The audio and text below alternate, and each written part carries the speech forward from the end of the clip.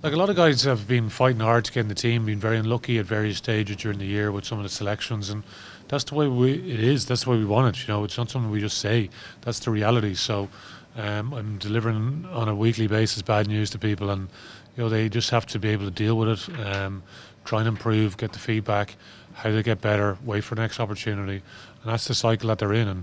And we want guys to go in, play well. Like ultimately, they pick the team. We just fill in the names in the team sheets really, with the actions that they produce that we see, on the field, but at training every day we train as well. So it's a good competitive group at the moment. They all want to be involved. They know it's at stake. They know there's big games coming up, whether that's with Leinster or with Ireland, and they all want to go on and represent not just Leinster but Ireland as well. So it's good. It was a good step today for a lot of them.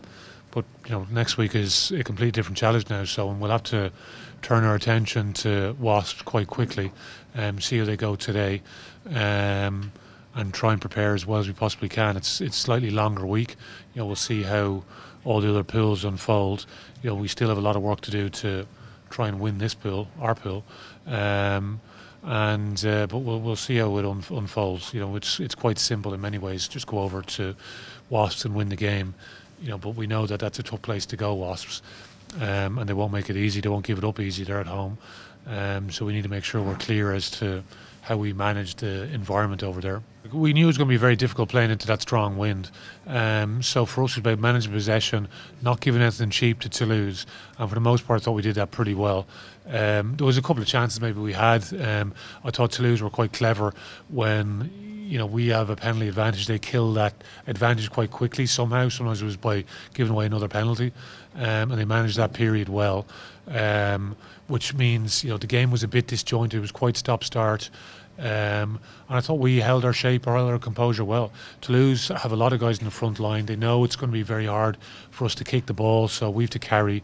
So they're able to defend with more guys in the front line, and they've got some big players, big bodies that we have to run into, and they deal with some of our runners well.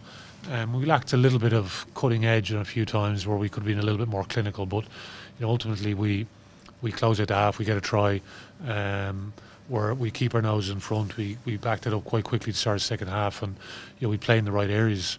And when it comes to a big defensive set, we shut them out. So a little bit disappointing we can see the try right at the end, but Colby was someone we talked about in the lead into the game, and he was a threat constantly during the game, even though he gets away on a few occasions. I thought guys worked hard, when he beats the first defender, guys working hard either side of that defender, but you can see the threat they have. You see glimpses of it during the course of the game. They're incredibly dangerous, and off the back of some very big, powerful forwards as well. It's a really important step for a lot of players.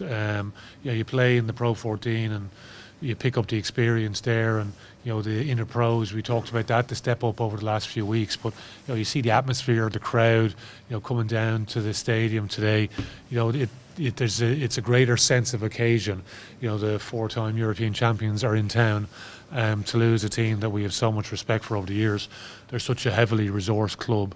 It wasn't that long ago we were sitting in these press conferences and it was all doom and gloom about the future for the Irish provinces in Europe and will we have a chance in the game. So that's something we're very conscious of. That's always there.